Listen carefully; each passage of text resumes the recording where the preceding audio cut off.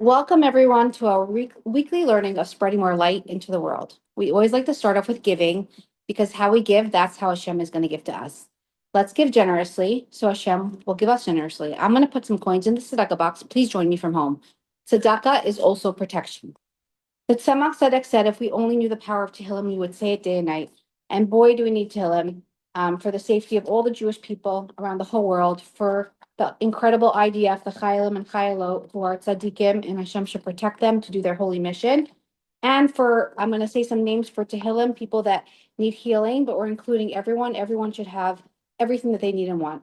So Refuah Shalema for Yosef ben Devorah Leah, Yosef Yitzchak ben Bela, Razel Basadas, Rafal Chaim Meir ben Sima Chasha, Yosef Shlomo ben Risha, Devorah Leah bas Yafa Liba, Mercedes ben Esther, Tzipora bas Yocheved Zisel, Gershon Leib ben Menucha, Dover Nachman ben Dabra Necha, Meir Simcha ben Rifkadina, and everyone that needs should have a complete refuah shalema. We're including you. So now I'm going to say Psalm 20, Kapitel Chaf.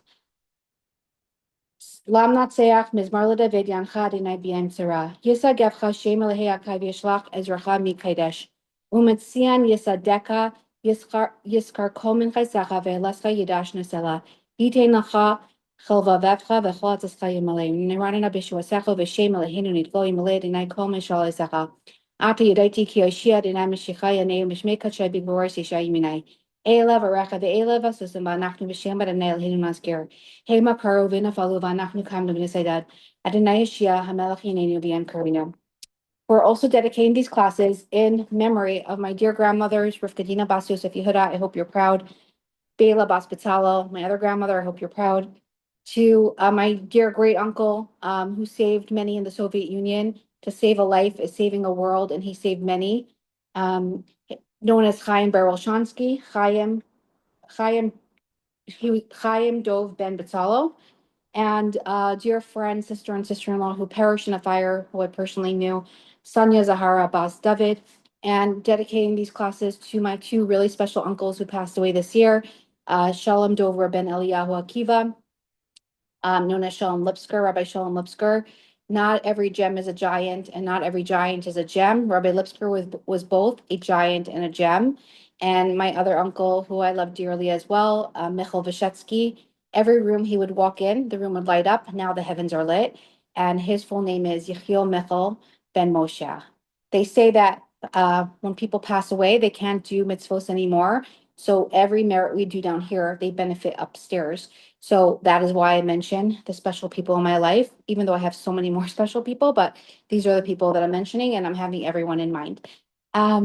So I'm really excited about this. This is a pre-recording that we're doing that's going to go out in honor of Gimel Tammuz, in honor of the Rebbe who gave our life, and he had foresight to send out shluchim and shluchas around the world to spread light and love. And in the beginning, it was hard and it was a lot of work, and people had to plant seeds. And now we see how those seeds turned into beautiful gardens, and he really had he knew what he was doing. Now, anywhere in the world you can go and you can find a shliach, a chabad that will be there for you in any way. You need food, you need guidance, you need a shul, you need to pray, you want to learn Torah, you got it, because there are shluchim, because of our Rebbe, all around the entire world.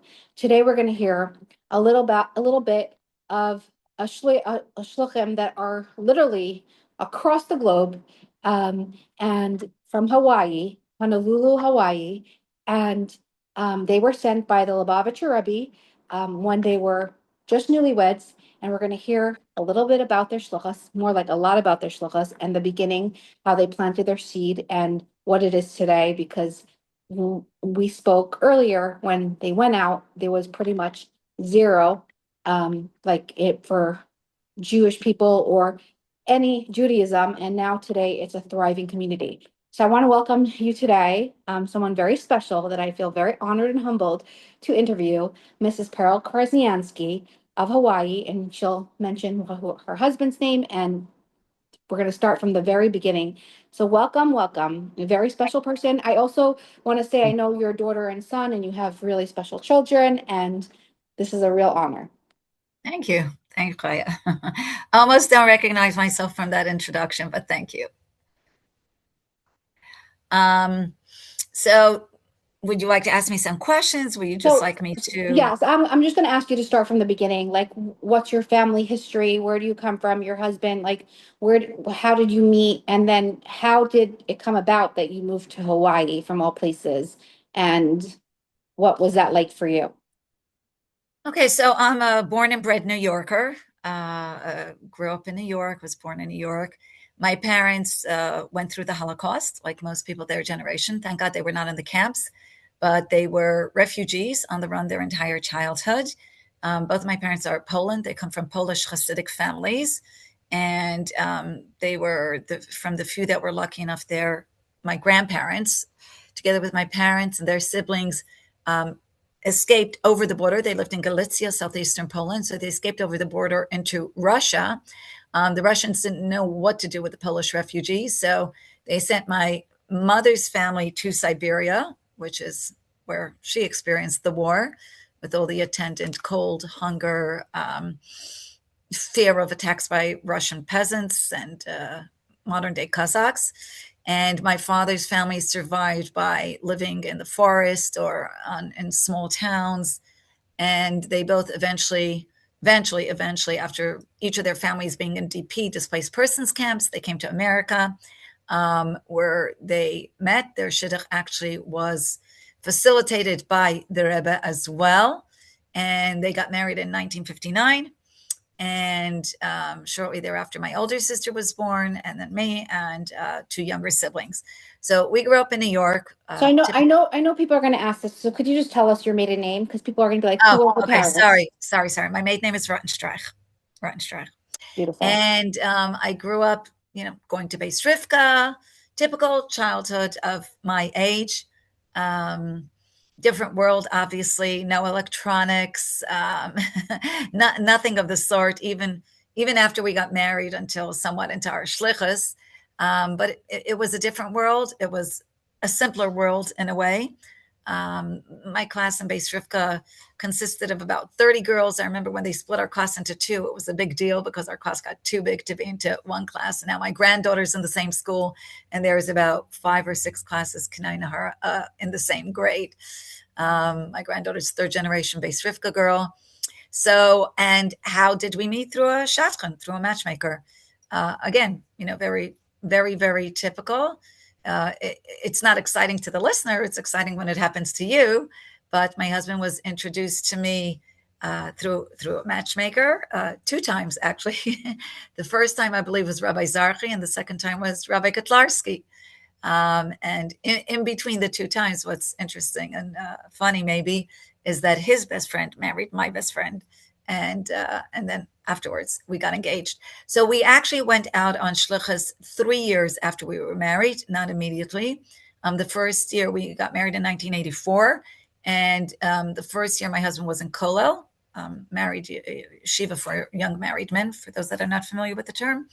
And after that, we spent 2 years first looking for, a suitable shlichus. Different places were recommended to us, or different places that we looked into. We were young and not afraid of anything, and very excited to be part of the Rebbe's vision of world transformation. So we looked into very remote places.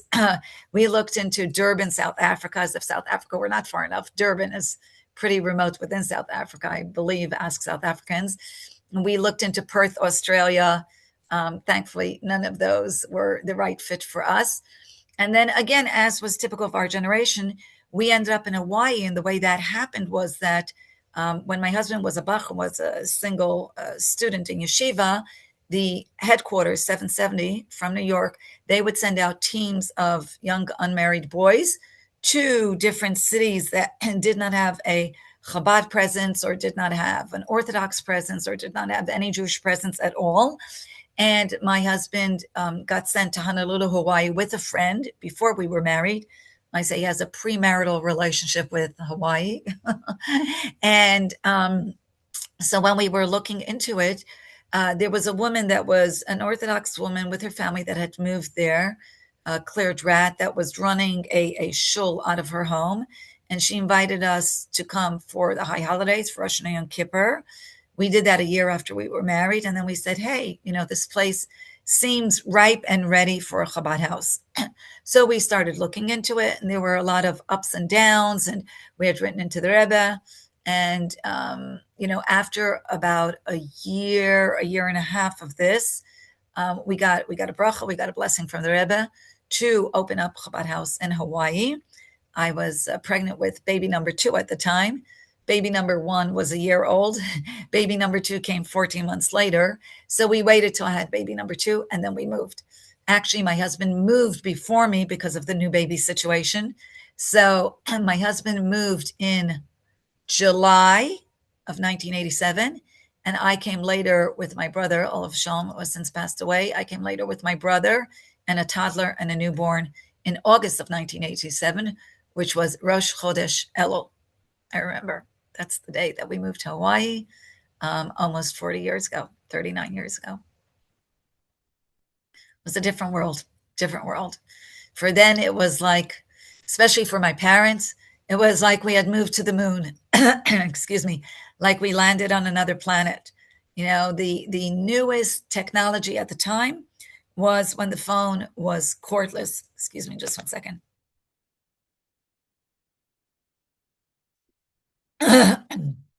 Sorry. So the cordless phone was the latest innovation when the phone was not attached to the wall. So this was, again, pre-electronics, pre-internet, pre-computers. It was a different world. Even for us, it felt like we had landed on the moon. Wow. So that's the intro. So Now, if you want to ask, how did you feel like going to a new place? Like, was it hard for you, or it was just a lot of excitement because you were doing the Rebbe's mission? well, Because it you was. I would say it was both. It was both. It was exciting, and it was very overwhelming. In and addition to like, the fact that I was so what were smart. your friends up to? Because how old were you when you went out on Shlichus? So at this point, I was actually 25. So I wasn't 19 or 20. So I was considered older. Okay. I was 25. My husband was 27. But like I said, I moved out with a toddler and a newborn. And 3 or 4 months later, I was pregnant with number 3. The first 3 came very, very quickly. Actually, in hindsight, while it was super hectic, it was very helpful for me in a practical way because I ended up having like a little preschool in my own home. Not officially, but I'm saying the kids all kept each other company. And it gave me breathing space for a year or 2 before I had to start my own preschool, which actually the first year I had my preschool, my son, who was born, we moved in 87, so he was born in 88. And I guess I started the preschool in 89 or 90. And we actually got a beautiful bracha from the Rebbe before we did. So I was able to keep them at home for a few years because they kept each other company. And when we started, I had 4 students. 2 were Krasnjanskys and 2 were non-Krasnjanskys, and the ratio stayed the same for a couple of years. But actually, I did not start in my home. I subleased a room from an existing preschool so I wouldn't have to worry about licensing issues. So we had one little classroom in another school, and that was our preschool. And it was exciting, but it was very overwhelming. It was like, it was a different world than the one I was used to. I had worked as a computer programmer / software engineer in the years that we were in New York after we got married. So for 3 years and for 2 years before I got married. So for about 5 years, I was in the corporate world. So I thought, okay, I know what the outside world is like out of my little cocoon growing up in Brooklyn, New York. But really, I didn't, when I had the security of living in Crown Heights, living in New York with friends and family and kosher stores everywhere and another shul on every block. And suddenly we moved to a place where kosher was a struggle. There was no Jewish educational infrastructure for my children. I had to create that from scratch. There was no shul. Shul became our home, became the shul and the Chabad house for the first 2 years. We had to build everything from the ground up, like literally. There were people, Baruch Hashem, thank God, there were people that were interested in, in more observant Judaism than existed at the time. There was a Reform congregation, which even I think by Reform standards was fairly, left wing or Reform, shall we say. And the same holds true for the conservative congregation that was meeting in the Unitarian Church. And we were the first or the one and only, I guess, Orthodox option, or for people, the people that came to us were not necessarily Orthodox, but they wanted more than what the current local Jewish scene had to So offer. was the current local scene happy that you were there? Loaded question. Some were, and many were not. A lot of the reaction we got was, "What are these Hasidim doing here? They're never going to last, and what do we need them for?" And most of the people that said we were never going to last have long since left Hawaii, and we are still here. One of the hallmarks of Hawaii, and one of the challenges, is that it is a very transient place. A lot of people move here because they fall in love with the beauty, which it is beautiful. It really is paradise here in terms of physical beauty. It's a tropical climate, which means it's summer all year long, beautiful beaches. You have almost every topography. You have mountains and you have valleys, the lushness. The valleys are very, very lush and rich with greenery because there's a lot of rain there. You have ocean.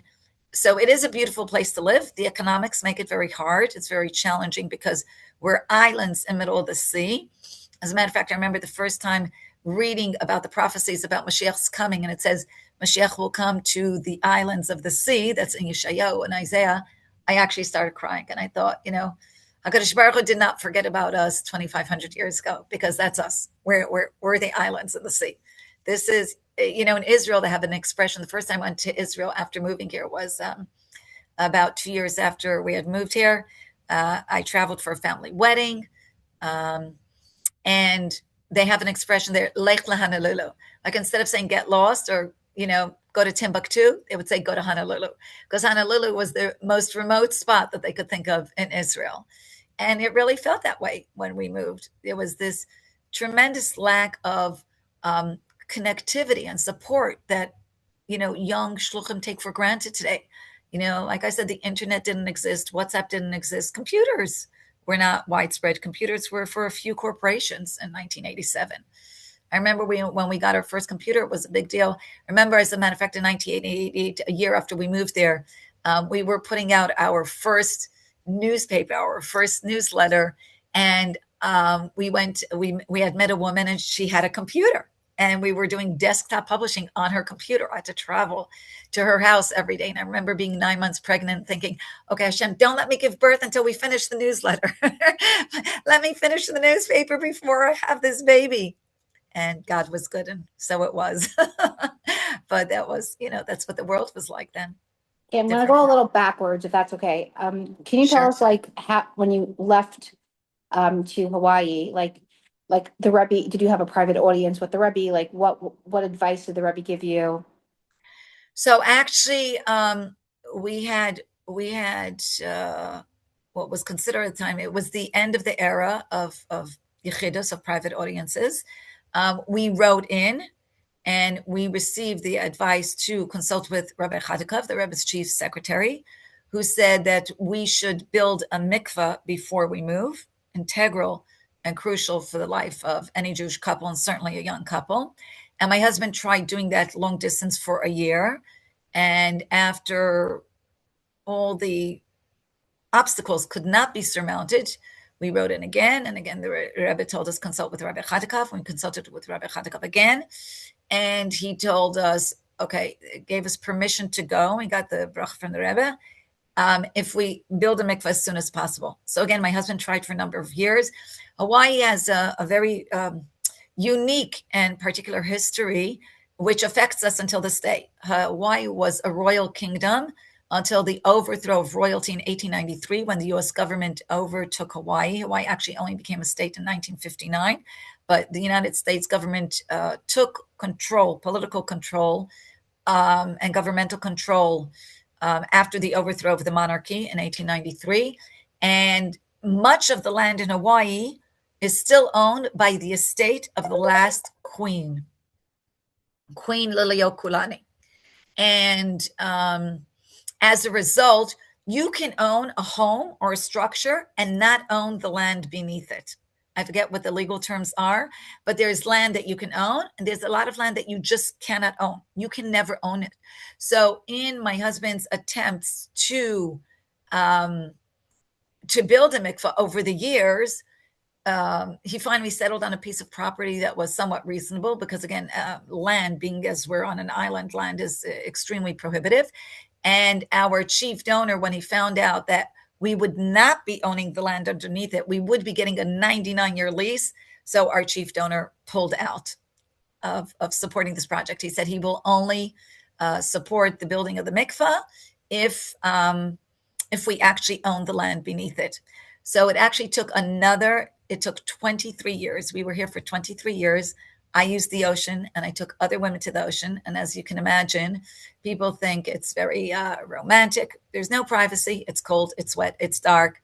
There were many times that I had to leave my children home alone, sleeping, because I didn't have another woman on the island that was qualified to be my mikveh lady. And I needed to take my husband with me. So there was 23 years of that. And then after 23 years of living here, my daughter and son-in-law moved in here, David and Sari Tilson. And my son-in-law said, my wife is not using the ocean. We're getting a mikveh built one way or the other. And he came up with this plan to build just the actual mikveh, no preparation rooms, etc., just the actual mikveh in our backyard. And he told my husband, okay, Shver, it's going to cost $20,000. So 20,000 wasn't like 2 million, seemed a more reasonable sum. So we went for it. It ended up costing us 40,000, not 20,000, the original, just building the pit in my backyard, the pit of the mikvah. But I have to tell you, we named it after my mother, Batsheva Rottenstech, Alaha Shalom, because this mitzvah was very, very important to her.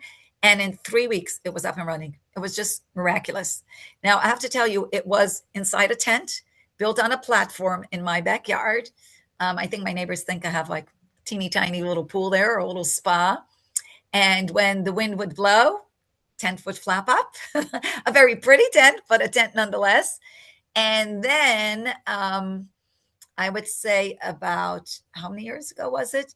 About 4 years ago or so, for the Rebbe's 120th birthday, we undertook to renovate the mikvah. And my son-in-law and daughter, who had already moved to New York, my son-in-law came back with a contractor from New Jersey, because consistent labor is hard to find here, and redid the whole thing. So now we have a beautiful mini little house in my backyard. No more tent, with beautiful marble tile and beautiful signs. And all my Israeli ladies that go to the mikvah love to go. And it's much easier to persuade people to go to the mikvah now that we have a beautiful little house in my backyard with our mikvah. So I want to give all the credit to my son-in-law, David Tilson, who really put his all his energy into it, even after they moved back to New York. So 23 years of ocean going, anybody who's done that can appreciate what a real indoor mikvah means. And it means, I once had to go to the ocean in Cancun, Mexico, and it wasn't fun and it wasn't romantic. It was scary. It was a lot.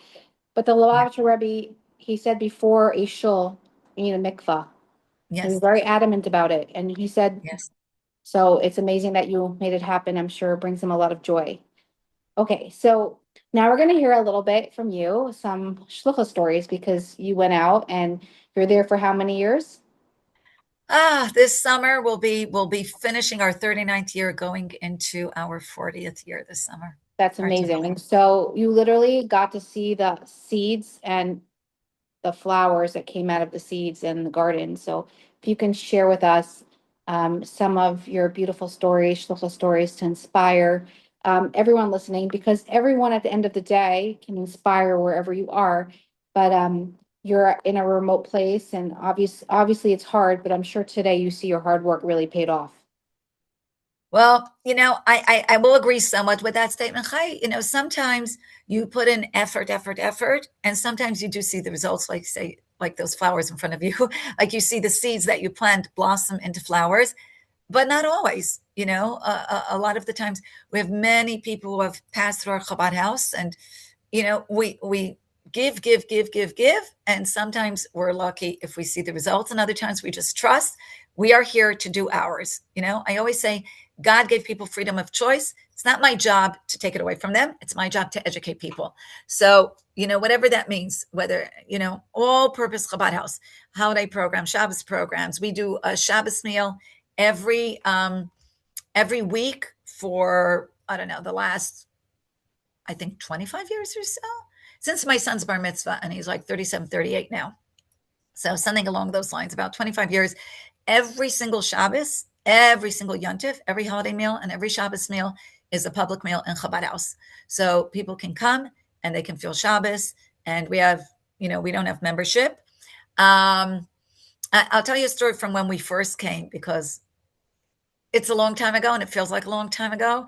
And a lot has happened since, but it kind of gives you a feeling of where we were at so many years ago. So, like I said, we arrived in the summer, and Baruch Hashem, we were privileged to do a wedding right after we got here. I remember we had Sheva Brachos on Rosh Hashanah. The shul was in our home, so we had the kiddush in our, what's called in Hawaiian, a lanai, which is our little patio in the backyard, a little porch. And we were in that house, I think, for 2 years. We had the shul. Now, we get a call on or before Sukkot, probably before Sukkot, maybe on Sukkot, from the local Jewish Federation, which has since disbanded. It doesn't really exist anymore. Right now, there's Jewish Communal Services Organization, Community Services, which is the closest thing to the Federation. In any case, we get a call that they're having a meeting of all the Jewish organizations in town. And since Chabad is the new kid on the block, they want to invite us to this meeting. What is this meeting about? Planning the communal Hanukkah party. And they would like a representative of Chabad to come. So now, while we had people coming to shul, we had a small minyan every Shabbos in our home. There wasn't much of a Chabad membership to speak of, not much of a representation. So my husband looks at me and I look at him. I say, you go. He says, you go. He says, no, you go. So he says, I'll babysit, you go. Okay. So I was the Chabad representative. I walk into this meeting. I'm 25 years old.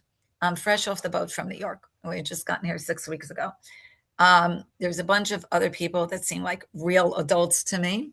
I feel like really like a kid compared to them. They were all much older than me, and they clearly all knew each other. Representatives of other Jewish organizations, religious or secular. There was the B'nai B'rith. There was Hadassah Women's Organization. There was the Reform Temple. There was the Conservative. There's the Lower Jewish Chapel, which the military maintained, like, I guess like a shul on base on Pearl Harbor. And a few others. The Federation had a representative. So I would say maybe there were 10 people. I don't remember. This like 39 years ago, thereabouts. And it was in someone's home. Yeah. And I felt really totally like a fish out of water. I felt really overwhelmed. And as the discussion began about the Hanukkah party, it was going to take place in the Reform Temple, as it did every year. And it was clearly not going to be kosher. A kosher meal. So when that came up, I said, okay, great. I thought to myself, I have an out. All right. And so I just said, okay, if it's not going to be kosher, then Chabad cannot participate. Now, I took that as my exit line, my reason to leave. I was feeling really overwhelmed. I didn't see what I had to do there if it's going to be a non-kosher event. They took it that like I was throwing down the gauntlet and challenging them as to why it was not kosher, which was totally not my intention. And after I said that Chabad can't participate because it won't be kosher, a firestorm absolutely erupted. Like questions and comments and exclamations from all sides. Why does it have to be kosher? And it's never been kosher and we can't do kosher. And how can we do it kosher? And like really from all sides. So if I was feeling overwhelmed before, I was like doubly and triply overwhelmed at this point. So we were sitting, like I said, on the lanai, on the patio, and I excused myself to go into the kitchen and just grab a cup of water, which was the only thing I could have. And there was a young girl about my age standing behind the counter. And I found out later her name was Hinda, and we became friends after this, and we've been friends ever since. And she tells me, you go, girl. So I thought, okay, sign from above. I have one person on my side here. Okay. So I took this sip of water and I started addressing each of the questions. Why should it be kosher? Because we're talking about celebrating a Jewish holiday with the entire Jewish community in a Jewish location, serving Jewish people. So that should be reason enough for it to be kosher. It's never been done kosher before. That doesn't mean it can't be done kosher now. So the firestorm kind of started subsiding. I was still hoping to get out of it, but they weren't letting me off the hook. And I was still being bombarded by questions. And the representative of the Federation, the head of the Federation, really nice guy, he tried to like consider a compromise. So he said, uh, apparently in Hawaii, there's a really strong tradition of what's called potluck, which I never heard of living in New York and Brooklyn, New York. Potluck means everybody brings something. Now, if everybody coming brings something, it's obviously not going to be kosher, since 99.9% of the local Jewish population was not kosher observant at the time. There were a few individuals that were, but mostly not. So I tried to explain to him how it's not a compromise because it won't be kosher if it's potluck. His idea was like the few people that are kosher can bring their food and then they can eat their food, but that's not the way it works. So finally, he looked at me. He said, "Okay, if you can do a feasibility study," or maybe I volunteered, I don't remember. I said, "I'll do a feasibility study." See, I'd been in the corporate world long enough to know that language matters. I said, "I'll do a feasibility study to see if it's feasible to do a kosher meal for 200 people in Hawaii." Now, remember, I'm coming from Crown Heights, where the largest meal I hosted was maybe 5 to 10 people max as a young newlywed couple. And here we're talking about, I have to figure out how to feed 200 people with the limited amount of kosher food that's available in Hawaii. So the head of the federation agreed, and we came to this compromise solution that in 2 weeks, we would meet with him in his office, present the results of the feasibility study, and see if it is feasible to make the Hanukkah event kosher. I'll tell you what my feasibility study consisted of. I knew what it was like to feed, let's say, 10 people at my Shabbos table at that point. I went to the supermarket and I weighed an apple, a pound of apples. How many apples will it take to make applesauce for 200 people? Figure out how many apples it takes to do it for 10 people and multiply that and figure out how much it'll take for 200 people. What else can you get kosher in Hawaii? You can get tuna fish. So I figured out the price of a can of tuna fish. This was pre-Costco days, even there was no Costco here, no bulk stores, there was no Walmart. How much a can of tuna fish costs? How many cans of tuna fish am I going to need to feed 200 people? And so on and so forth. How many Duncan Hines cakes mixes will it take to feed 200 people? So I did all the multiplication, wrote it down very officially, remember pre-computers. And in 2 weeks, I met with the head of the federation in his office, showed him the result of my feasibility study and showed him how it was feasible to have a kosher event. And he said, okay, he agrees on one condition, that we take charge of it. Okay, fine. My husband came, he koshered the kitchen. I got a team of ladies from Chabad House, and we worked in the Reform Temple kitchen, and we produced the first ever truly kosher meal in the Reform Temple in Hawaii. And that was that. That was our first Hanukkah. After that, the federation disowned us because of politics. Their big donor was really upset that they were so accepting of Chabad and giving prominent space to Chabad, which is why the following year we had our own newsletter. We weren't allowed into the Federation newsletter. We had our own Hanukkah party, and it basically spurred us to do everything on our own after that. Right. So in a way, okay. So firstly, you probably amazed them that you were able to make such a good meal, kosher. We did it.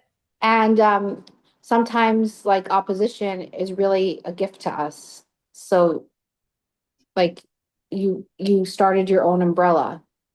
100%. It was like totally Yurido Itzerchli, this phrase that we have in Chabad Hasidism, where a descent in order for ascent. In other words, every down that we experience in life really is only part of a journey to take us somewhere higher. And like you said, we really saw it because it spurred us. At first, we were really upset at being cut out, by the Federation, not being part of the larger Jewish community. But like I said, it spurred us to do our own newspaper and news magazine. It grew and grew. And we developed our own mailing list, our own events. Also, it was a And little bit of a smack in the face. Like here you were, you made this crazy meal, you worked so hard, and they just kicked you out. yeah, but it is what it is. It didn't hinder us in any way because we knew, yeah, we were upset in the beginning, but we knew we have the Rebbe's brachas. We're not here as individuals. We are here as the Rebbe's representatives. And I have to tell you that even almost 40 years later, I still feel the Rebbe with me every day. As a matter of fact, usually the Rebbe's picture is hanging behind me, but we painted the house and it hasn't gone up yet again. But if I didn't feel the Rebbe's steps and energy and blessings with me every single day that I'm here, even after all this time, I don't see that we could survive as individuals here. Really, this is So something tell us a that little bit of how you feel him with you, blessings, like maybe some examples. all the times. I mean, when feeling overwhelmed or down and out, which is a lot because I always have these multiple responsibilities on my shoulders. I open up a book of the Rebbe's teachings, or I watch a little video of the Rebbe, or I'll go over to the picture in my house, the many pictures hanging of the Rebbe, and I'll talk to him.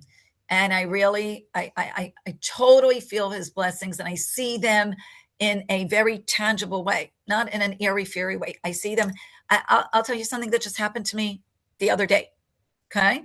Um, I was, I had a doctor's appointment. I had a potentially scary medical challenge in front of me. And before going to the doctor, I said, I had to go to the hospital, run a bunch of tests. I said, okay, I'm going to write a letter and send it off to the Rebbe's gravesite and, hopefully get his blessing. But before I even did that, I opened up my phone and I opened up the Chayenu app, which for those of you that aren't familiar has a lot of Torah study in it. And the first thing it opened to, interestingly enough, because I did not even choose that part of the app, was a letter from the Rebbe. And it was talking all about blessings for good health and that, you should be able to continue your work of spreading Yiddishkeit. And it literally moved me to tears because I was thinking about the pasuk, the verse in the prophets we read in one of the haftarahs, I don't remember which, where it says Terem asher yikra, and that God says to the Jewish people, even before you call on me, I will answer you. So I hadn't even written my letter to the Rebbe, and I already got my answer in the form of this letter, or I got the blessings. And thank God I went, I did the tests, and things were a lot more benign, not scary as was the potential. So that was really, it was just so clear to me. This is the blessing from the Rebbe. Yeah. Wow. And yeah, it's amazing because afterlife really does exist and the Rebbe is really here, a different form, but like the fact that after Gimel Tammuz, I mean, like all the shluchim, and it blossomed. There's so many more shluchim all around the world, even before he sent them out. So it's the proof is in the pudding that it works. Can you tell us some more shluchah stories we discussed before, like some inspiring stories, proud stories, how you inspired people to come closer to Hashem? Well, I don't know about the part about me inspiring. I always say, like, our successes are the Rebbe's and the failures I take on as my own. But so I have a Hebrew school that I started in my living room, again, almost 40 years ago. One of our first friends that we moved here, a very special, wonderful woman by the name of Dr. Joyce Casson-Levy, who has since moved to Las Vegas, but we're still in touch. But she was here for many decades. She came to me about a year after we moved here, and she had a son, Daniel, Alav Shalom, who has since passed also in an unfortunate accident. And she said, Perel, what's going to be with Daniel's Judaism? What's going to be with his Hebrew studies? I said, okay, I guess I got to start a Hebrew school. And I did that in my living room. Again, two of my kids, my two older daughters, who were probably 4 and 3 at the time. My son was 2, so we didn't let him come. I have an age threshold of 3. You have to be 3 years old to attend our preschool or Hebrew school. And I started my living room with 2 Krasnjanskys and 2 non-Krasnjanskys, like the preschool. And every summer I would come to New York and I would get curriculum material. And I'm still, even after almost 40 years, always looking for new material, exciting material, how to engage the children. I'm on all these Hebrew school WhatsApp chats, and I'm probably the oldest one on there. And every year I would, ask a blessing, a bracha from the Rebbe. And after Gimel Tammuz, after the Rebbe's physical presence was no longer here, I'd go to the grave, the Ohel, and ask for the Rebbe's blessing that my school should grow and grow and grow and grow. And ironically, and we never were able to quite make the threshold past the low 20s mark. Now, another one of the hallmarks of Hawaii, unfortunately, in addition to the transients, is the very high intermarriage rate, over 90% intermarriage. Now, when the mom is Jewish and the dad is not Jewish, then the children are Jewish according to halacha, according to Jewish law. So we're able to accept the children. When the dad is Jewish and the mom is not Jewish, which is true in 90% of the 90% intermarried cases, then the children are not Jewish according to Jewish law. And when I'm very unpopular because of this and because of the high rate of intermarriage in Hawaii, And when friends urge me to accept children that are not halachically Jewish by Jewish law, it's an enormous pressure. And they say, oh, take this one and take this. She's so nice. She's so nice. They're all very nice. But I say, our rule book is the Code of Jewish Law. I don't make the rules. I just follow them. So, and then I also say, I'm not here to win a popularity contest. I'm here to do what's right because the buck stops here. Whatever we do as Chabad reverberates throughout the city. And I know because when I've accepted different people into my school for different reasons, always with halachic guidance from my Rav, my rabbi, it comes back to me in a second. People in town call and say, oh, I heard you accepted so-and-so, right? So whenever there's a question with the family, etc. Anyhow, so going back to my Hebrew school. So because we only accept children that are halachically Jewish, my school, it's never going to be, and it never was, one of these stories where the first year was 4 kids, next year was 10 kids, then it was 20 kids, and then it was 50 kids, and then it was 100 kids, and then it was 200. It's never going to be like that in Hawaii, like I said, both because of the transience and the intermarriage rate, and adhering to halachic standards. So we reached 15 kids, we reached 20 kids, and for most years, our average was like a threshold was the low 20s. And every summer I'd go back, and every summer I'd ask the Rebbe for a bracha, a blessing, whether, like I said, whether in person or at the gravesite. Please, Rebbe, let me succeed in getting more children and attracting more children and growing my school. This has been my dream, and I've put my heart and my soul and my guts into the Hebrew school. And ironically enough, during COVID, we did not close. I lost one family also, not because of COVID restrictions. On the opposite, they were very against wearing masks, and we had to wear masks. But my school started to grow. A lot of the young Israelis that were living here that are selling in kiosks, they moved, and in their place came a lot of young families with children, with Jewish children. So my school went from 20 to 25 to 30 to 35. Now, Baruch Hashem, we have 45 children enrolled. My dream is to hit 50 for the 50th state. Elusive, a little bit out of reach, but we're going to get there. So, and that just, ironically enough, like I said, started during COVID. So, again, clearly to me, I say the Rebbe got tired of me nudging him. So he said, okay, we'll send her some more kids. So to me, that is clearly a result of the Rebbe's blessings, because I'm not doing anything differently than I did in previous years. I'm sending out emails, I'm nudging people, I'm trying to find people. And the school growing is I still give it my all. I give it my kishkis. I bring down girls. Now I bring down girls from Israel because we have a lot of Israelis in our community. And I spend 80% of my time on my Hebrew school because it's really, that's our future, is the children. And if even one child from my school grows up and starts living an observant lifestyle and marries a Jewish person, I say I've succeeded. And Baruch Hashem, we've had a few. As a matter of fact, just a few months ago, this past summer, one of my first students, one of my first preschool students in the class of 2 Krasnjanskys and 2 non-Krasnjanskys, her name was Keshet Shankar. She's now Keshet Sar, and she's a shaitel-wearing Orthodox woman with, I think they have 4 or 5 children. I think she has 4 kids. She's an activist in the Jewish community. And when they came to visit on Shabbat, I had her stand up at our communal meal and talk a little bit about like how she came originally from Hawaii, and this is where her observant life began. So for me, that's my reward. That's my joy. That's what I live for. That's amazing. I always see your posts, like you're always looking for teachers. And one time you even asked me when I was married if I would come down, and I was so honored. And I actually really considered, but my husband was not so into the idea. But I was like, let's go. It'll be so fun, so different. Because I'm also very passionate about kids and preschool, and yeah, so it's really special to see your passion is still alive. It's so nice because like sometimes people get so burnt out, but really that's the real work with the children, because it's all about the children, and the children are the future generation. So it's amazing that you see that. And the Lubavitcher Rebbe was so into children, education, and just so incredible. Okay, we Yeah. want to hear more stories. About children, I just want to add a postscript that if anybody's watching and their children currently are not in Jewish education, or they're in Hebrew school or day school, whatever you're doing, do a little bit more because it comes back to you.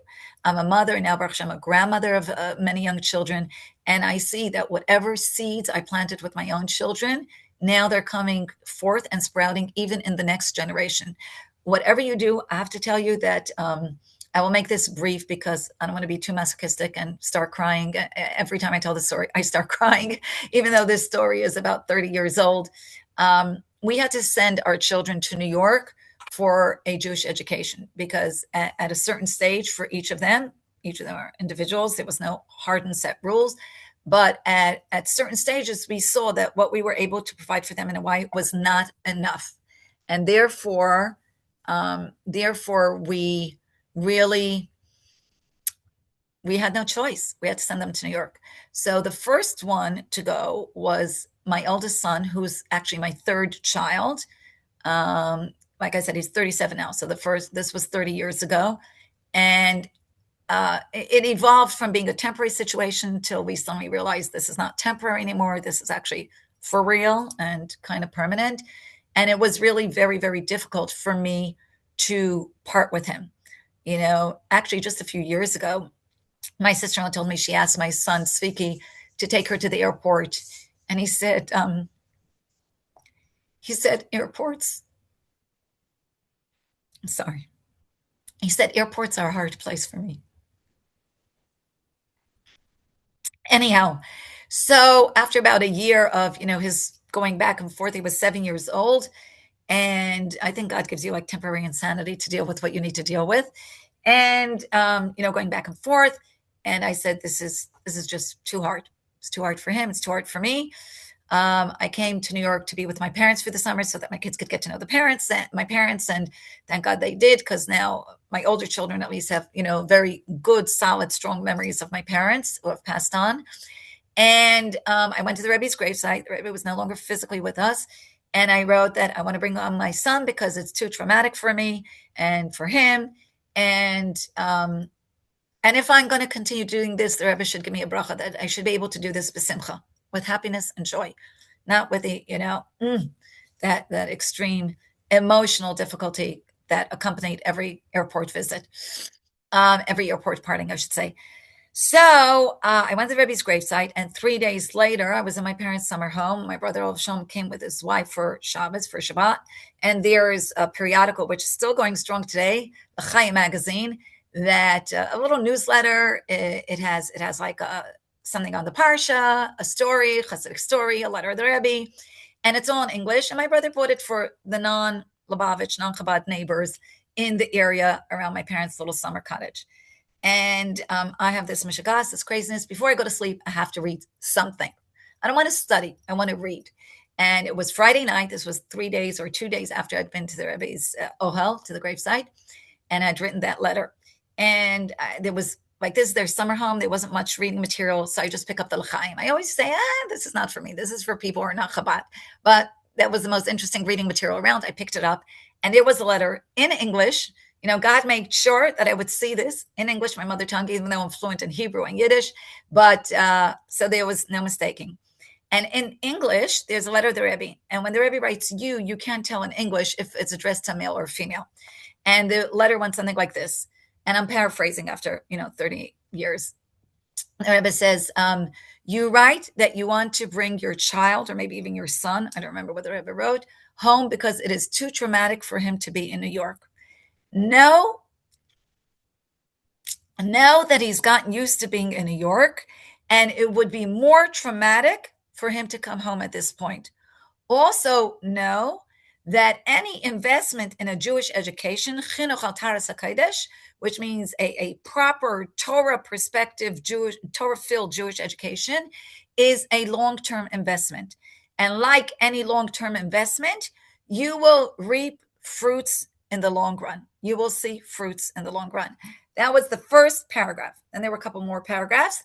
And then the last paragraph, there he writes, and I bless you that you should be able to continue to do this with joy and happiness. Wow, how about that? And you asked me where I see the Rebbe's brachas. And this child, Baruch Hashem, has grown up to be an extraordinary individual. And like my brother would always say, he said, Perry, it's not you, it's not Itchel, my husband, Rabbi Perel Krasnjansky, it's not you, it's not Itchel, it's all the Rebbe's brachas. And it's true. It's It true. is true I because I actually freely know him. acknowledge it. I know him, and your son is amazing. My preschool that I was renting a place, he was living right upstairs, so he was. I actually taught your grandson, and yeah, it was so cute to have them there, and I just blown away today. He's a really cool person. He mentors people, and Yes. he is a scribe, Yes. and it's pretty wild. He's a very brilliant guy, and he's also so kind and nice. So takes after his Okay. mama. I mean, I don't know your husband, but yeah. Yeah. His daddy too. But it's really all the brachas from the Rebbe because, the Rebbe, and I carry that letter with me in my heart, as you can see, until today. And I took that as support and guidance when all my other children, we needed to send them to New York, again, because there was a limited amount that we could provide just in our Hebrew school, my little preschool. And, for 20 years, I actually ran a little one-room schoolhouse. And my daughters were able to stay, my two older daughters, like Sari, who was in your class, they were able to stay until high school. They went to New York for high school. My youngest daughter, Esty, until eighth grade. In eighth grade, it was already time for her to go off. My boys Siki left at 7. My son, Mendy, who's a Shlichus Maui, left at 8. My next son, Maishi, left at 10, but he started commuting back and forth at 6. And my youngest son, Yisrael Deber, who now Baruch Hashem moved here on Shlichus to join us after almost 40 years here. My son moved with his wife and baby, and he left at 10, but he was ready and rearing to go. He was like chomping at the bit because all his siblings were already in New York. I mean, I had an empty nest, my late 30s. My kids were all gone. Wow, I'm sure you came to New York often to visit. Today, like, what are the shluchim Today, more doing? than then. We didn't travel that Yeah, much then. well, it was also really expensive back in the day to travel. So Yeah. much harder than today. Well, we tried to bring the kids home for the major holidays. As they got older, obviously school had more and more restrictions about how long they could be gone.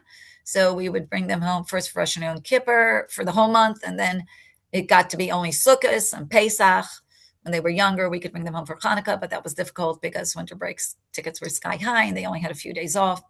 But, Baruch Hashem, we managed. I would go for the summer. I would go for the women's convention. My husband would go for the men's convention. So we did whatever was possible. Wow. And today they have, like, for the shluchim children, incredible online school that Yeah, people around the whole globe, like, they don't have to, if you don't want to send your child away, there's an actual incredible school online. my It saves, grandchildren in Maui are on that right now. wow. Yeah, So a lot has changed, but it's amazing that you got that incredible, like, answer from the Rebbe for your son, and you knew what you had to do. yeah. It just I can't say I would have had the strength to continue doing that you know, without. Also, like, Better. when my aunt went out on shluchas, Rabbi Shalom Dober Lipsker and my aunt Hani Lipsker, the Rebbe said, "I'm going with you, but only if you go with Simcha." And when he said that to so many people, every shliach he sent out, he was really going with you. Yeah, I felt that. Before we started our preschool in 1990, we walked by the Rebbe for dollars. Also, like somehow, slightly miraculously, I don't know how. First of all, in the early years, either my husband went to New York or I went to New York. It was very rare that we both went together. And I don't know, somehow this time we managed to go, the both of us. And at that time we had 3 children. Sorry, Rifki Tzviki, 2 out of 3 for sure. And somebody came over to us, and the dollar line, it was always men and women, right? Separately. Somebody came over to us, and I wish I would remember who it was after all these years. I don't. And said, I can get you in together as a family. I really firmly believe it was Eliyahu Navi, Elijah the prophet, because I have no idea who this was. Okay. And I said, like, who are we? Like, we're just regular small people. We're nobody special, but he's getting us in as a family. I'm not going to complain. So me and my husband and I, and our 3 little kids, you see pictures of it on the gem videos and gem pictures. You see like 2 little bobbing heads, and my husband holding my son Spiki in his red and white pinstripe jumpsuit. We went by the Rebbe, and I told my husband, I can't speak. I can't speak in front of the Rebbe. So please, you ask him for a bracha. You ask him for a blessing. We want to start our preschool that year. And my husband did. He spoke for me because I was just like struck dumb. I couldn't speak in the Rebbe's presence. I obviously have no problem speaking otherwise, but definitely not in the Rebbe's presence. And the Rebbe gave us each dollars. He asked if the little girls are going to be in the preschool, and I said yes. And the Rebbe gave them dollars. You see their little chubby hands, sticking up, getting the dollar from the Rebbe. And the Rebbe officially addressing my husband, but turned his head to me and said in Yiddish, I'll first say it in Yiddish and then I'll repeat in English. Certainly she will occupy herself with this more than you, in other words, the preschool, and gave me an extra dollar. Now, for years, I thought, oh, the Rebbe has such a sense of humor. Of course, obviously, I'm going to be running the preschool, not my husband. It took me 30 years for it to finally sink in. The Rebbe wasn't just, being humorous and witty and sharing like a little inside joke with me. The Rebbe was giving me the strength and enabling the potential that I didn't even know that I had. He was enabling that potential. He was making it possible for me to surmount all the obstacles that we would go through during those years when I was running the preschool, when I was running the one-room schoolhouse, when I was trying to get children and teachers and scrambling for material and making sure that my children were having a proper Jewish education. And everything, like I said, was blood and sweat and tears. It was like nothing came easy. It was all building it all from the ground up, scratching the ground with our very nails. And with that one sentence, I realized the Rebbe was giving me the strength to do it. He wasn't just being funny that I would run the preschool, not my husband. He was saying, you can do it. And I know that you can do it. And I'm giving you a bracha that you should be able to do it. It took me 30 years to realize that. Sometimes I'm slow. Wow. But the Rebbe knew that you needed that then, and then he knew, he knew you're going to figure it out when you needed to know. So it's pretty amazing. Anything else you want to share about your shlichus? I mean, there's so much, it's hard to condense like 40 years. I feel like I have about 4 books in me in my spare time. In my spare time between 2 and 6 a.m. That's my spare time, my sleeping hours. I don't know. There's so much. I'll tell another story where we saw the Rebbe's blessings, like very, very clear. I've told this story publicly before, so forgive me if you've heard it before. This was in what year? Oh, I know what year. It was 1988. It was less than a year that we were here. Yeah, because we moved in the summer of 87. The summer of 87, and this was the winter of 1988. So Molly Resnick, who's a former NBC producer, called me up and said she was coming to town and she has instructions from the Rebbe. Whenever she comes to town, she has to speak. So I need to create an event around her. I said, thanks, Molly. I'm a new shlucha, 2 babies, pregnant with a third, like really now. But Molly says, you do, and she's saying it in the name of the Rebbe, right? So I thought to him, like, I didn't even know where to begin. I was just new at this organizing events thing. So I decided I was going to form a committee of women from other organizations. Like I said, there was Hadassah B'nai Brit, the Military Chapel, Reform Conservative. And in order to form a committee, I need to make it respectable enough to be on the committee. So there was one woman we knew at the time. There was a couple, Yaakov and Cassie Tzor, that they were good friends and they were supporters. And she was also very active in the community. I don't know if it exists today. She probably doesn't. She was very active in WINPAC, which is Women for Israel National Political Action Committee. She was also part of the Reform Temple, in addition to being very close to us at Chabad. So I walked over to her one day. I said, Cassie, I'm making a women's event. Do you want to be on my committee? Because I figured if I got Cassie and then people would see Cassie's name, that would bring one, would bring another, would bring a third. And Cassie said, well, how many women do you plan to have at the event? She wanted to see if it was, an event that was worthy of having her name on it. And we're still friends even after 40 years. And she's moved away. She moved to Florida and then to California, but we're still in touch and we're still friends. So Cassie said, "How many women do you expect to have?" Now, I was young, but I still wasn't that stupid. So I knew that if I said how many women I really thought, which was like the 5 regulars at Chabad, obviously she's not going to be on my committee. So what did I say? I told her, and I just literally pulled a number out of a hat.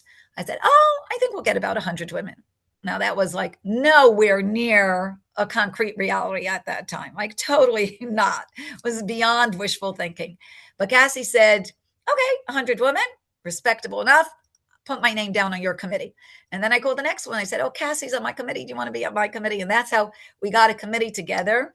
Actually, mostly my friend and I did all the work, but it was nice to have the women's names on the invitation. And the reason I actually remember what year it was, because it was right after the Rebbetzin Chaim Mushka passed away. I think we were the first ones. My invitation was at the printers. I called up the printers. I said, "Did you print it yet?" And he said, "No." I sent in a typeset sample of what I wanted. And I said, "Good. I need you to add one line that this is in memory of the Rebbetzin Chaim Mushka Schneerson, of blessed memory." So I think we were the first ones to do something for the Rebbetzin, because it was right when we heard that she had passed away that we put that line in our invitation. And then I decided to do a fashion show because my sister, who lives in New York, she still runs a business, except now it's wholesale, but she was running she owned a retail dress shop. And my goal was to get people to see that you can dress tsanua, that you can dress modestly and beautifully at the same time. And then I picked women that were prominent in each of the congregations and asked them to be my models. So they were so flattered at being models in a fashion show that they all said yes. I remember they came to my house, and my sister came from New York with a bunch of outfits, and they were all trying on the outfits, and everybody was oohing and eyeing. And then we decided to do what else? A woman of valor. We were going to honor different women in the community. And obviously all this were ideas to bring in as many women from all across the spectrum of the Jewish community. And we raffled off a beautiful pair of silver candlesticks to encourage women to light Shabbos candles. And my friend and I were working on this, and the event was scheduled to take place Sunday morning. Oh, I have to tell you also, another real coup was that we got this beautiful restaurant to host it. And the name of the restaurant was El Crab Catcher. Okay, so we thought people are going to think, okay, they went local, kosher's out the window, El Crab Catcher, right? Because what's their main dish? So we also had to put in a line in the invitation: dietary laws will be observed. And that was another miracle, which I'm not going to go into. The manager was from Belgium, so he had done Jewish events. He knew about catering and kosher, and he promised to pull out a whole new set of dishes that they were scheduled to pull out 6 months later. They pulled it out for our event, so we could actually have real dishes in a beautiful locale. Okay, so it's Friday morning before the event. The event is scheduled for Sunday morning. And I wake up Friday morning, and I'm thinking of something, and I'm devastated with all the busyness, with the events and the modeling and the food and the fashion show and the raffle and getting all the women. I had not written into the Rebbe a letter about the event and asking for a bracha, for a blessing. I said, "Oh my God, how can I even expect the event to be a success? All the work that we're putting in is useless if I didn't get a bracha from the Rebbe." And I started sobbing, because we're 6 hours behind New York time. And at that point, Friday morning was Friday afternoon in New York. And I figured the Rebbe wasn't going to be in his office or wasn't going to see my letter. And then was Shabbos, obviously no letters going to be given to the Rebbe then. And then Sunday, there was dollars all day. And by the time the Rebbe would finish distributing dollars, then it would be after our event already. So I was like devastated and broken. And I'm like yelling and sobbing. And my husband said, "Perel, get a grip," or something like that. Relax. He's still telling me to relax. And I said, "Itchel, I didn't write into the Rebbe." He said, "Listen, you have to do your part. You write in. Whether the Rebbe answers you or not is out of your hands. But you write in and ask for a bracha." And the latest technology at that time was a fax machine. For those young people who have no clue what it is, go Google it. It's already past the fax machine. Then the fax machine was the most revolutionary technology. I wrote a letter. I faxed it in to the Rebbe's office in New York, and I calmed down somewhat. At least, like my husband said, I did my part, and I sent in the letter asking for a bracha and telling the Rebbe everything that we were going to be doing.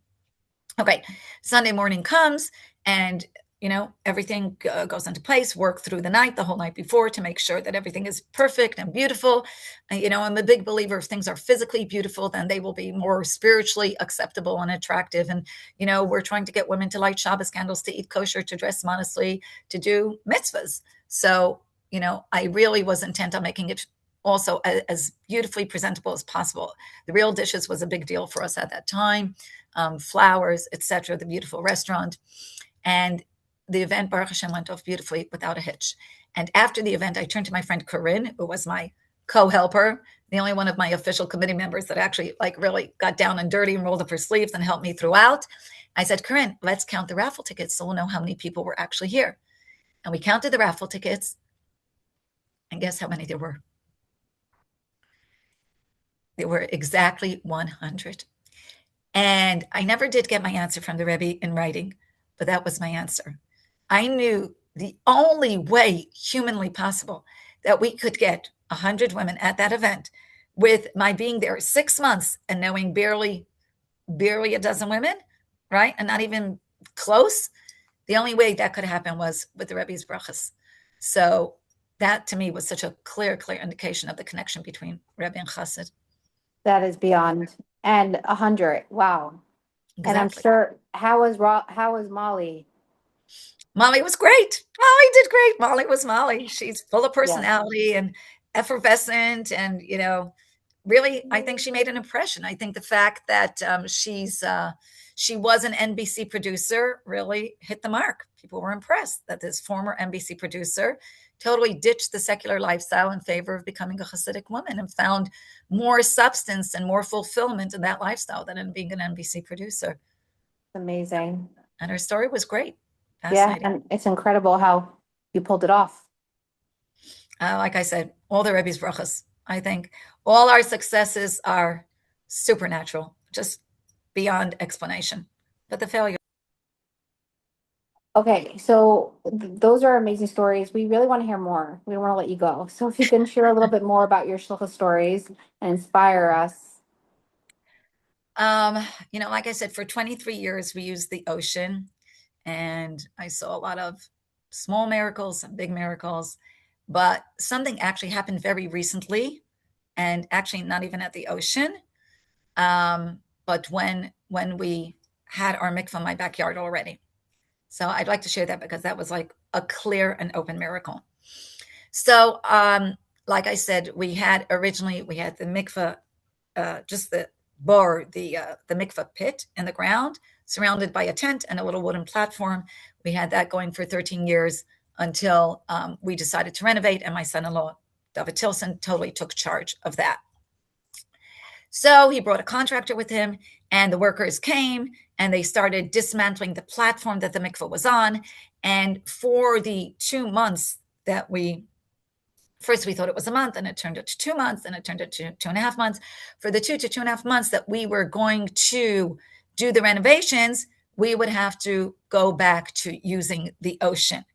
And unfortunately, I knew that some of my Israeli girls were not going to be happy about that and may or may not use the ocean. Like I said, cold, wet, dark, no light, no privacy, sometimes rocky, sometimes low tide, sometimes high tide. I'm a city girl. I learned about these things. Um, and, so I was really hesitant, but we committed to this renovation. I felt like in the long run, that was going to bring more people to the mikveh. So I told all my ladies, we're closing down. My friend Tali, a young Israeli Yemenite girl, not girl, she's a woman, but to me, she's still a girl. She is not what you would necessarily term religious, maybe traditional somewhat. And she was using the mikveh, and she always told me, Ani rotza jacuzzi. She wants it nice and hot like a jacuzzi. She can't tolerate the cold. So she calls me up one day and she says, okay, I'm going on a date night with my husband. What's the earliest I can come to the mikveh? Have a babysitter. She had one child, a daughter, and I want to go to the mikveh as early as possible. So I checked the time. I told her what time, And pre the renovation, our heating system was like sporadic. I didn't know when it would work, when it wouldn't work. So when I got a call that somebody needed to use the mikveh, I would need to run home from Chabad house to my house, put on the heater, and make sure that it was working, and then run back to work, and then come back to take the women to the mikveh. So that's what I did.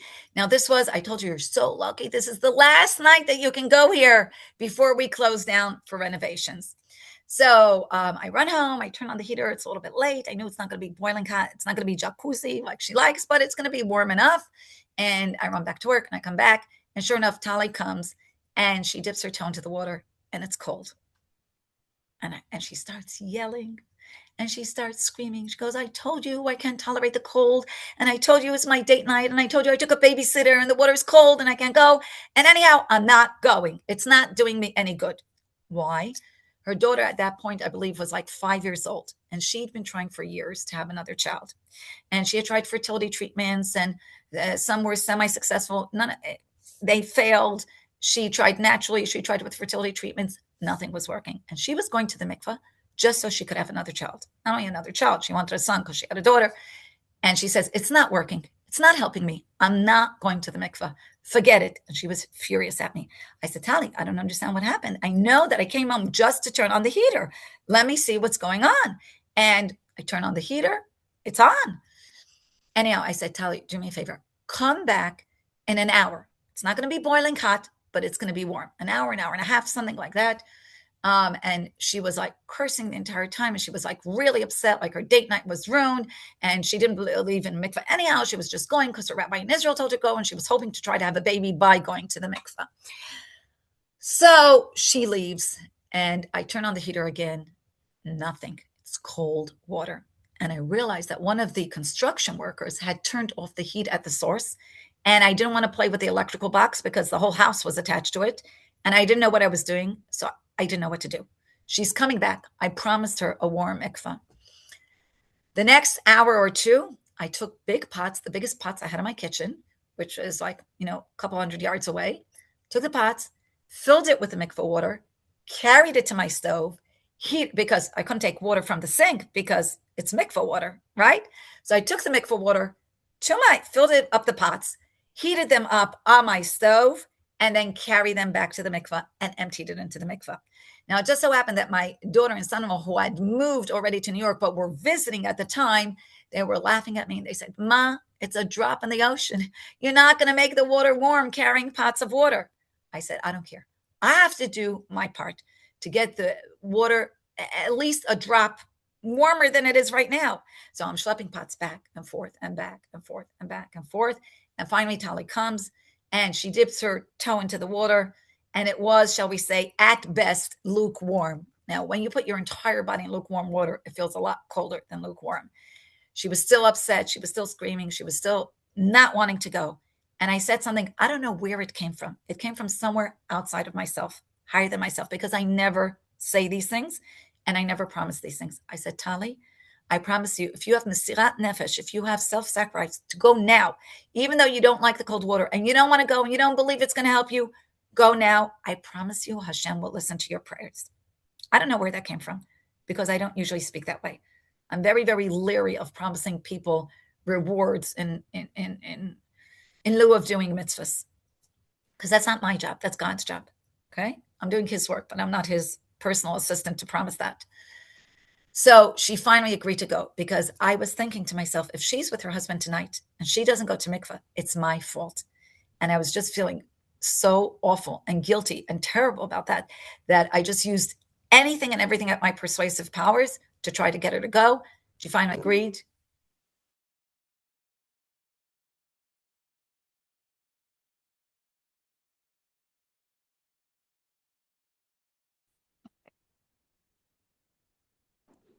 Okay, so this story is amazing. So you promised her.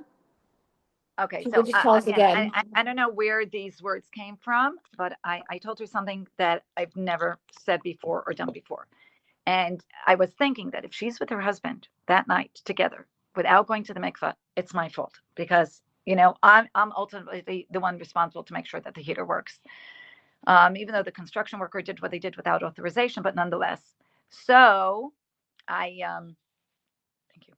So I I told her, I said, Tali, if you have Mesirat Nefesh, if you have self-sacrifice, and you go to the mikveh tonight, even though you don't believe in it and you don't want to, and it's cold and it's not like you want to hot like jacuzzi, I promise you, Hashem will listen to your prayers. I promise you, Hashem will fulfill your prayers. And she went in, kicking and screaming, in and out, and that was it. That was that. And she was the last one to use the mikveh before it was closed for construction. So the next 2 months, 2.5 months, I took women to the ocean. And when they would complain to me about how cold it was and how awful it was, I said, I'm taking women every night. I go in to the ocean with all my clothes so that I can properly observe them. Okay. Like I said, it's cold, it's wet, it's dark, no privacy. And I do my best to shield them and give them the privacy that they need. And Tali wasn't coming. And I was just eating myself up with guilt. I said, okay, she's not coming.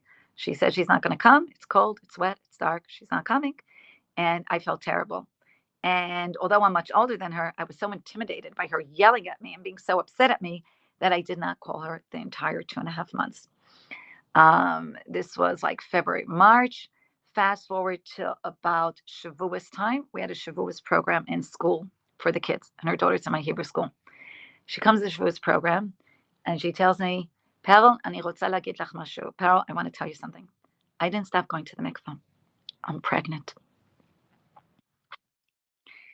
She got pregnant through the mikvah without all the fertility treatments that she had been trying, and she ultimately had her baby boy that she wished for. Okay. And look at and I told her, Tali, I said, this is a clear miracle.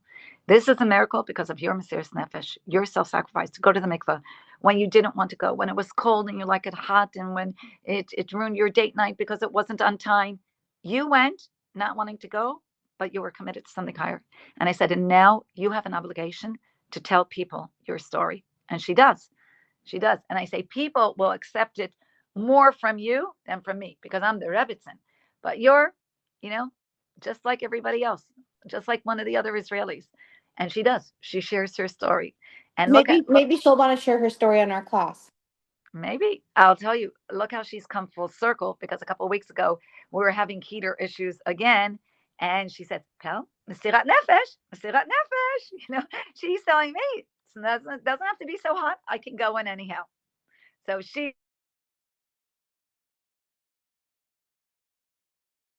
there was, something.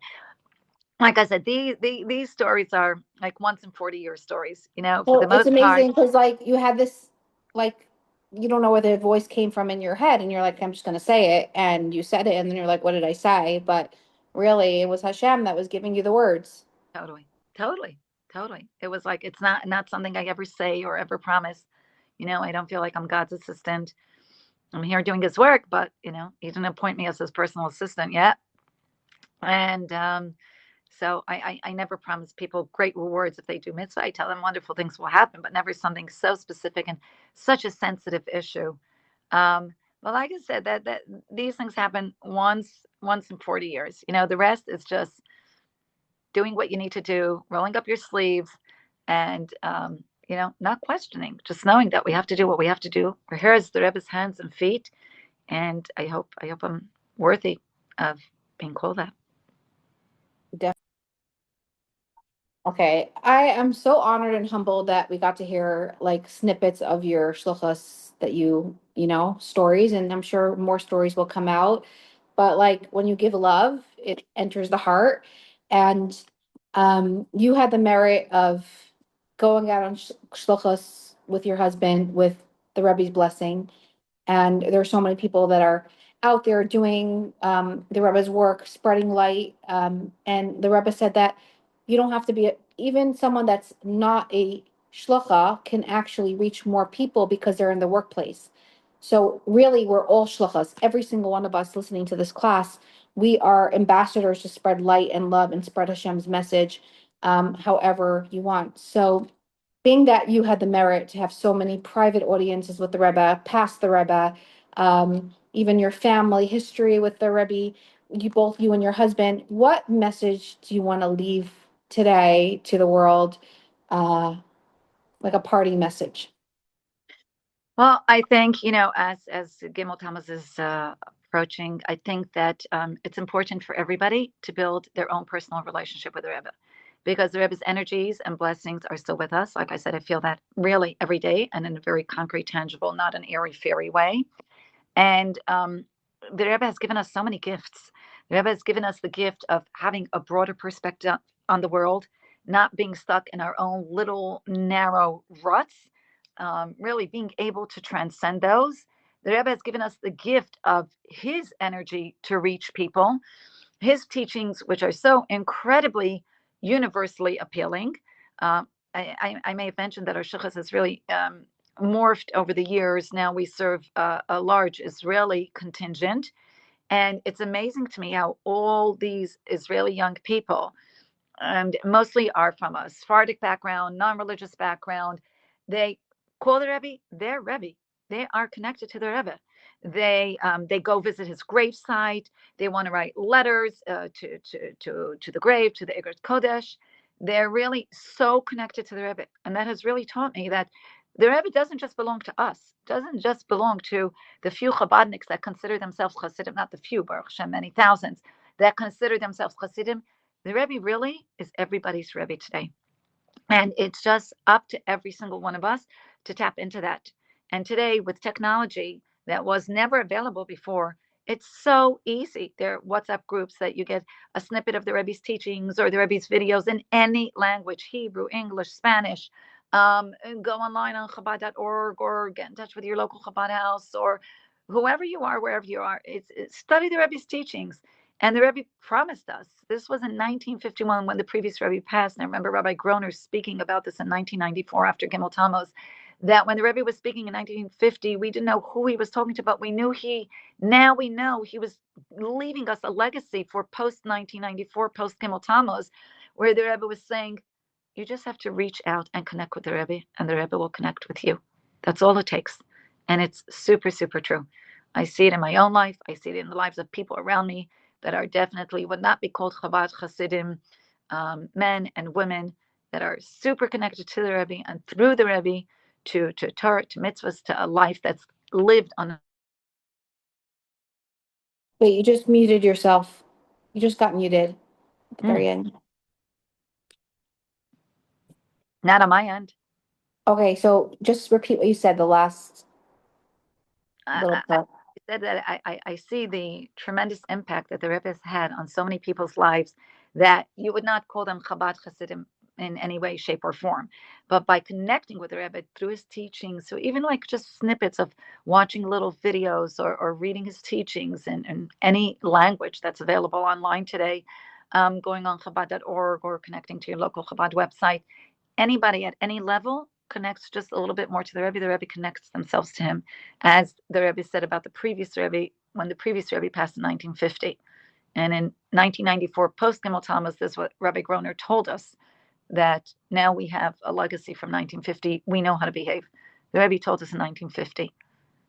And Wow. now, and just live with that, because living with that makes it very real in your own life. And I also like to say, like, keep the Rebbe in your life and you'll be all right. Great saying. It's like he's our connector to God, literally. And everyone needs a connector in life. Like it's not what you know, it's who you know. And we know something so great. Like when you go to a job interview, like you need some reference. If you get a good reference, you're in. Like even with like matchmaking, someone calls and someone vouches for you, you're in. So the Rebbe is our voucher, like, and he vouches for us. So why not connect to the top? Really inspired by all your stories today. So incredible. And your amazing shlichus. I hope one day I'll get to come visit you on shlichus in Hawaii. It would be so nice. Maybe one day. It's really far. It's 14 hours. But it's pretty amazing what you do. And Hashem should give you strength to continue doing all the incredible work with happiness and joy like you are, because you're just such a happy person, both with both you and your husband, because you guys are a team. And even though you do the preschool, I'm sure he does the teaching and he reaches out to people and the tefillin and everything. He keeps our organization going. It's also like a lot, like you have to figure out how to raise the funds. And it's not, most people think that like shluchim get like a stipend from 770. It doesn't happen. Like you are on your own from day one. Like you didn't get any money. I mean, some people today, like thank God today, people are very passionate about it and they go out with something. But when you went out on Shlichus, how much money did you go with? We got a stipend from 770 that was supposed to cover our first year's expenses. I think it covered our moving expenses and maybe a month or two. And then, we were like really thrown into the deep end. My husband was a yeshiva boy. All of a sudden, he had to learn how to be a fundraiser and a manager, and It's wasn't easy. amazing. So this is me plugging this, totally plugging this. If anyone goes to Chabad, like totally give your money to Chabad because they do such amazing stuff. The cool thing about tzedakah and Meiser, giving Meiser, we're meant to give 10% of our earnings, and 20% is the like over the top. And we always want to be over the top. And Hashem said, I'm going to let you choose where you're going to give your money. So give it to good places. Chabad does incredible stuff. So if you ever visit a Chabad house and they host you and they they're there for you, definitely like don't think that they're okay, like send something in and you can write what you want it for. They'll put it for that. Like it could be for someone else's dinner, it could be for the mikvah expenses. Like there's expenses, like you know how it is to run a house. A Chabad house has crazy expenses, so I'm just putting that out there for those that are listening, because some people just don't know. They think that like you're covered by 770, you're covered by someone, but Yeah. you're not. I'm saying, when I'm saying you, I'm talking about all the shluchas in general. And people use your services, which is amazing, but like also give back, like take and give. Like that's how we have to do it. We have to be givers and takers and givers and takers. That's how Hashem created the world. So we should all be givers, and we should all be shluchas and shluchim around the world, and we should inspire and spread light. And like you said, you don't have to be a shlucha to do shluchas. And that incredible lady that went to the mikvah, and it was literally for her, it was torture, it was mesiras nefesh. And today she's inspiring people, so you guys all could inspire everyone listening. And I just want to say, connect to the Rebbe, because that is the secret. And the Rebbe said, you connect to me, I'll connect to you. And the Rebbe's not just for me and for you. Like I was born into it, but like I want to share. Like when you know something good, like you share it. So sharing is caring. So let's share the Rebbe with the world, because it's good. I personally have amazing stories myself after Gimel Tammuz. So I met the Rebbe when I was 9, till I was 9, and now I feel like he's still fully part of my life, and I like to bring the people to the Rebbe through stories and journeys. So thank you so much. I want to take this opportunity to quickly thank Hashem and the Rebbe for giving me this opportunity of spreading light into the world. I feel very humbled, and I don't take it for granted. It's really cool how one person can like really just make this happen and it goes out to the whole world. But I also want to thank the ambassadors of this class. An ambassador is someone that it like shares it with their communities, and in 1 minute, poof, like goes out to the world. And I share my merits with you. I believe this class has so many merits. If you'd like to get on the map, you totally can. It got picked up around the whole world already. I mean, not the whole, we're working on it, but Israel, Australia, South Africa, England, Paris, all this, many, many, many states. We do a roll call every week. We're not doing a roll call this week because this is a pre-recording. Very soon we're gonna have we have a Y on tonight, so maybe we can get you to be an ambassador of this class. But not putting you on the spot, maybe I am. And I want to say thank you to my mashpia of this class, Shandy Jacobson. I'm really humbled that she is part of this incredible, and she's just guides me. I'm a mashpia as a mentor, a Jewish mentor, and it really helps you in personal life and in spiritual life. So she's my spiritual mentor for this class. I want to say thank you to my nephew Donnie, who is incredible, and he put this class on Apple Podcasts, and we are on uh, Spotify, and we are on YouTube.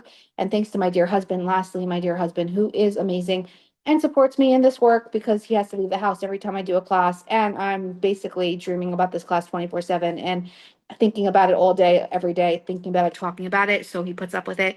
So I'm really grateful to my husband, who is a supporter in this class and helps with the tech. Very blessed. And God bless you all. And I hope you are inspired. And one last thing, please give us feedback, because we always want the speakers to come back. When I give them feedback, they're like, "Okay, we'll come back." So help me bring them back. Honored to have you, Perel. You're really such an inspiration. And it's just by you, like just smiling and being you, sometimes you don't have to do so much. It's just being you, and you're amazing. And the Rebbe knew who to choose. So God bless. Thank you for the pleasure and the privilege. May you continue in your wonderful, wonderful work, Chaya. Your podcasts are really, really, really special. Thank you so much. Okay.